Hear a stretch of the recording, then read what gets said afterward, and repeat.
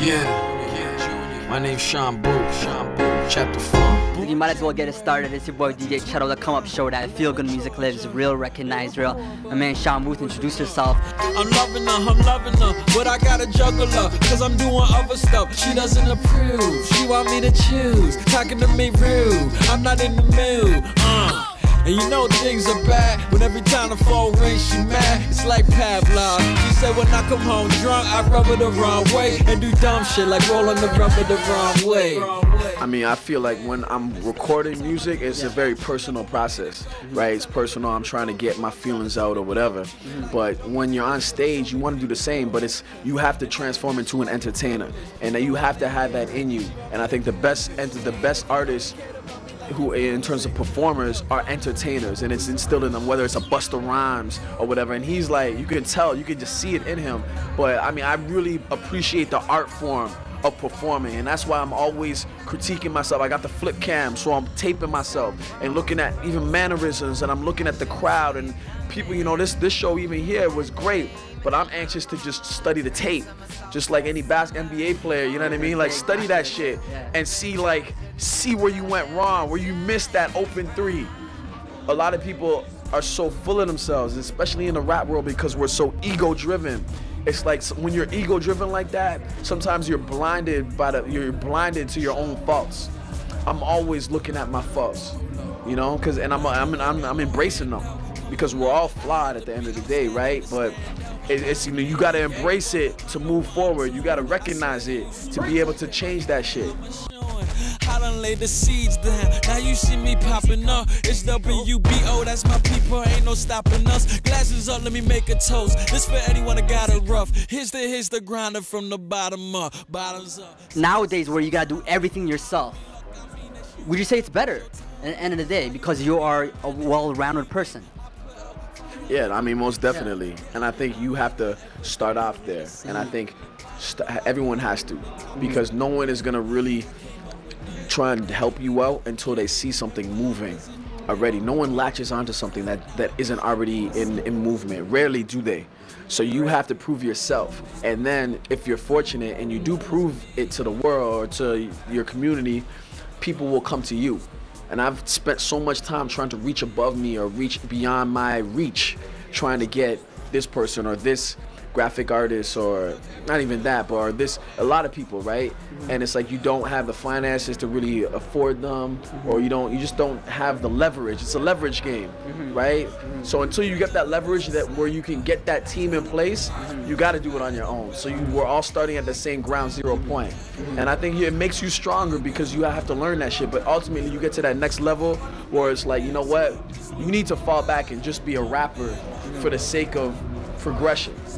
You know, so and that's where I'm working towards. But right now, it's, you know, you gotta wear 1,000 hats, even though you shouldn't and you won't in the future. But until you get there, until you have that team in place, shit, you know what I mean? You gotta do what you gotta do.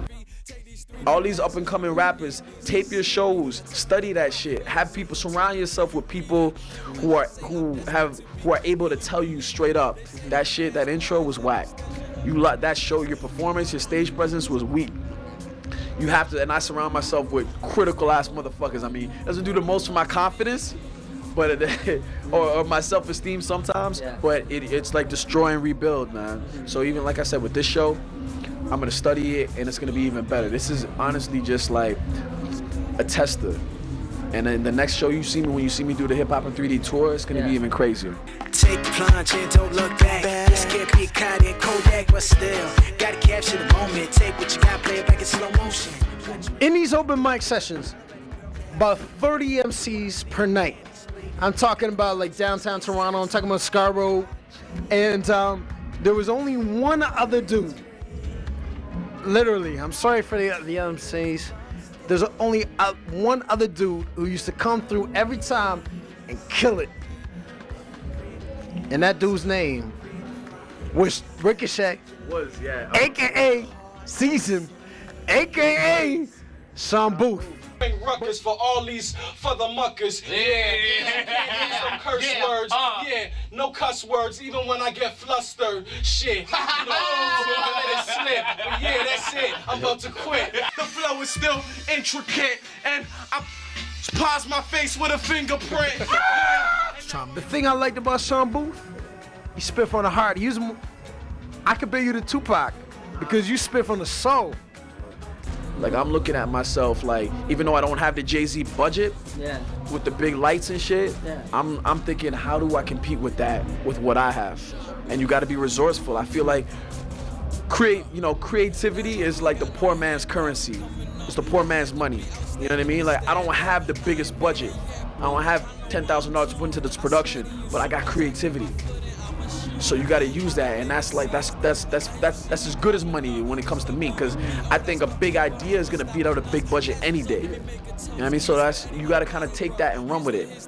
Every person that interview, what does music mean to you, Shaun Boothe? Get all generic with saying it's everything, but it is, you know, it's the way I live. It's my outlet. It's what I use to pay my rent. It's everything, and it's kind of funny because they say once you get paid for doing something you love, it kind of fucks things up. Where it's like, nah, but they say like, listen, like you could someone could love doing something, like whether it's this shit, and they could love it and do it making no money. But then as soon as I start paying you and say, here's a G for every interview you do, and I take that money away from you, you're gonna be like, why am I still doing this? Because you're gonna get accustomed to it. But at the end of the day, like, no matter what, this is what I love doing. This is what I love doing. And I think anyone who I talk to, who you know, any aspiring rappers who ask me like, trying to get advice in terms of how to break into the industry, first and foremost, at the end of the day, it's like, do you love this shit? Because it's not what you see on BET. Like, all those overnight successes took years to happen. You just heard of them overnight. You know what I mean? So make sure you love what you're doing, and that's what music is to me. It's my love, and that's why I do it. You know, look at the industry right now. People aren't making the money they used to, and I think you're gonna see more people fall back from being artists because it's not as lucrative, and they're gonna realize that. Some people still believe in that fantasy, but you're gonna see people falling back like, nah, fuck that. But I'm always like, people like myself and Dio, like, we're on our business, trust me, we get our money, but that's not the reason we're in it. Because honestly, like, be a fucking dentist if you're in it for the money. You know what I mean? If you love this, then do it. So that's it. And Shaun Boothe, the come up show where that feel good music lives, real, recognized, real. I'm just a poor boy, nobody loves me. Nobody loves me. It's Boothe. I'm just a poor boy, nobody loves me. What's going on to everybody on the grind